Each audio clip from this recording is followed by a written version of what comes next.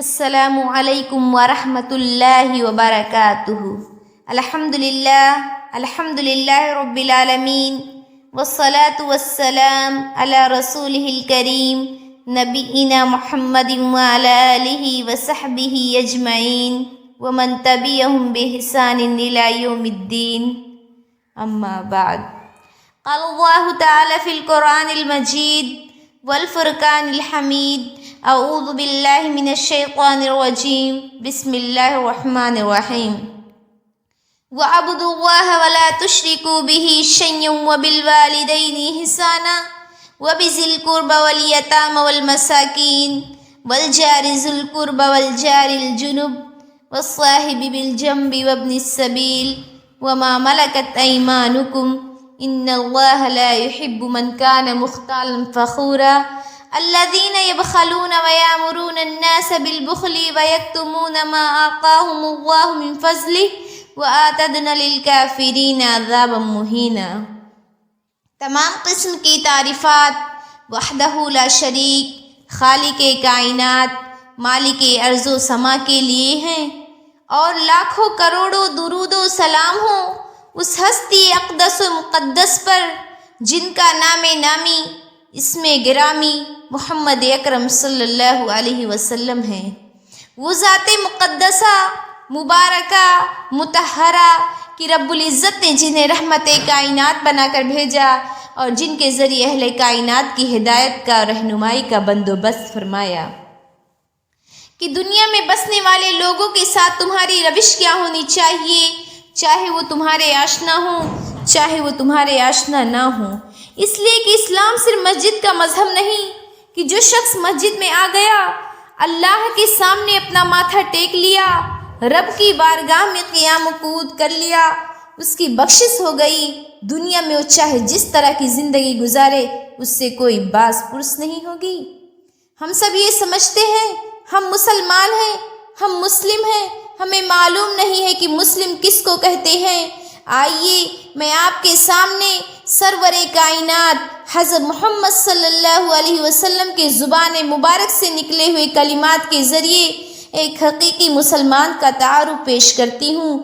آپ صلی اللہ علیہ وسلم کا فرمان ہے، المسلم من سلم المسلمون من لسانہ ویدہ۔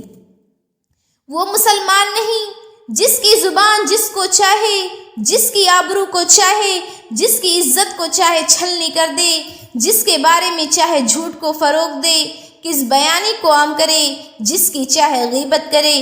المسلم من سلم المسلمون من لسانہ۔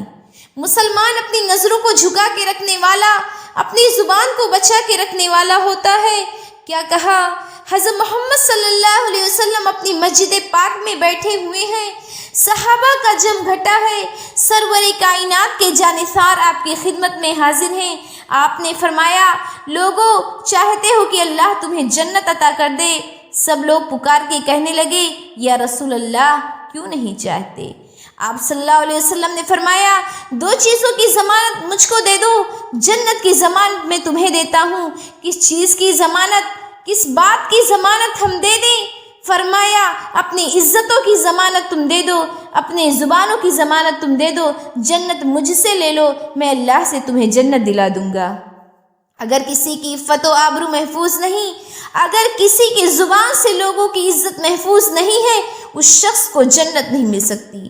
معزز سامعین و سامعات، حضرت محمد صلی اللہ علیہ وسلم کا ارشاد گرامی ہے، اگر کسی شخص نے ناحق کسی کے بارے میں چھوٹی سی بات بھی کہی ہے، تب تک اس کو میدان حساب سے نہ ہٹایا جائے گا جب تک اس چھوٹی سی بات کا بدلہ بھی نہیں دے دیا جاتا۔ ایک آدمی آئے گا، نامہ اعمال نمازوں سے بھرا ہوگا، روزوں سے بھرا ہوگا، حج، صدقہ، زکوٰۃ و خیرات سے بھرا ہوگا، لوگ کہیں گے یہ جنتی ہے۔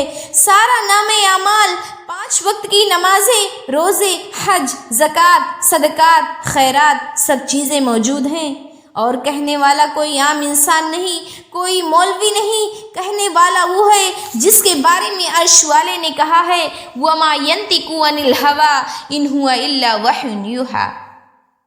تب تک وہ اپنی زبان کو حرکت میں نہیں لاتا جب تک عرش والا حرکت میں لانے کا حکم نہیں دیتا۔ آپ صلی اللہ علیہ وسلم نے ارشاد فرمایا، ابھی میدان حساب میں کھڑا ہوگا، لوگ اس کے اعمال کی فراوانی سے خوش ہو رہے ہوں گے، بڑا نیک، بڑا پارسا، بڑا متقی، بڑا پرہیزگار ہے۔ یاتی حاذا و یاتی حاذا، ابھی وہ کھڑا ہوگا، ایک ادھر سے آئے گا، اللہ یہ وہ ظالم ہے جس نے دنیا میں بستے ہوئے مجھ پر تہمتیں لگائے، اللہ یہ وہ ظالم ہے جس نے بہتان لگائے۔ ایک اور آئے گا، اللہ اس نے اپنی زبان سے میری عزت کو مجروح کیا تھا۔ ایک اور آئے گا، اللہ اس نے مجھ کو گالی دی تھی۔ نبی کریم صلی اللہ علیہ وسلم کا ارشاد گرامی ہے، آپ نے فرمایا ابھی لمحے بھی نہیں گزریں گے اس کے نام اعمال میں ایک نیکی بھی موجود نہیں رہے گی۔ اللہ رب العالمین فرمائے گا، جاؤ آج یوم الحساب ہے، لا یظلمون فتیلا، کھجور کی گٹھلی کے اندر پڑے ہوئے ایک معمولی سی دھاگے کے برابر بھی کسی سے ظلم نہیں کیا جائے گا۔ آج ایک ایک چیز کا حساب ہوگا۔ قیامت کے دن بڑے بڑے سہمے ہوئے ہوں گے۔ امام کائنات نے فرمایا ساری دنیا دم بخود سہمی کھڑی ہوگی، عرش والا آواز دے گا، قیامت کے میدان کے سناٹے میں آواز گونجے گی، لمن الملک اليوم، او اقتدار والو، اختیار والو، بتلاؤ آج کس کی بادشاہت ہے۔ لمن الملک اليوم قرآن کے الفاظ ہیں، پھر کوئی جواب نہیں ملے گا۔ اللہ تعالیٰ کی طرف سے تیسری دفعہ آواز آئے گی، لمن الملک اليوم، سناٹا، خاموشی، عرش والا پھر خود ہی کہے گا، للہ الواحد القہار، آج میرے سوا کوئی بھی اقتدار و اختیار والا موجود نہیں، آج میں ہوں، کوئی گردن اٹھا کے دیکھے تو صحیح۔ اور تو اور ہیں اللہ کے اولیاء، اللہ کے انبیاء بھی دم بخود، آدم جیسا نبیوں کا باپ سر جھکائے ہوئے ہوگا، نوح جیسا 950 سال تبلیغ کرنے والا پیغمبر چپ ہوگا، ابراہیم جیسا صاحب عزم رسول جن کو اللہ نے اپنا دوست قرار دیا، ان کی زبان سے بھی کوئی لفظ ادا نہیں ہوگا۔ اور کس کی مجال ہے جو کوئی لفظ ادا کر سکے؟ اور فرمایا جب اس صدا پہ کوئی آواز نہیں آئے گی تو امام الانبیاء بولیں گے نہیں، اپنے ماتھے کو اپنے رب کی بارگاہ میں سجدے کی صورت میں رکھ دیں گے، اللہ تیرے سوا کون ہے؟ اگر تیرے سوا قوت والا بھی کوئی نہیں تو اللہ تیرے سوا رحم والا بھی کوئی نہیں۔ آج ہمیں اس بات کا بالکل احساس نہیں۔ اسلام نے اپنے ماننے والوں کو بھی اس بات سے آگاہ کیا ہے۔ یاد رکھو، اسلام صرف نماز، روزے، حج، زکوٰۃ کا نام نہیں، اسلام دو چیزوں کے مجموعے کا نام ہے، ایک حقوق اللہ اور دوسرا حقوق العباد۔ جس طرح حقوق اللہ کی ادائیگی لازمی اور ضروری ہے، اسی طرح حقوق العباد کی حفاظت اور رعایت بھی ضروری ہے، کیونکہ یہی چیز عرش والے نے اپنے کلام میں بے شمار جگہ کہی ہے، وَاعْبُدُوا اللَّهَ وَلَا تُشْرِكُوا بِهِ شَيْئًا وَبِالْوَالِدَيْنِ إِحْسَانًا وَبِذِي الْقُرْبَى وَالْيَتَامَى وَالْمَسَاكِينِ وَالْجَارِ ذِي الْقُرْبَى وَالْجَارِ الْجُنُبِ وَالصَّاحِبِ بِالْجَنبِ وَابْنِ السَّبِيلِ۔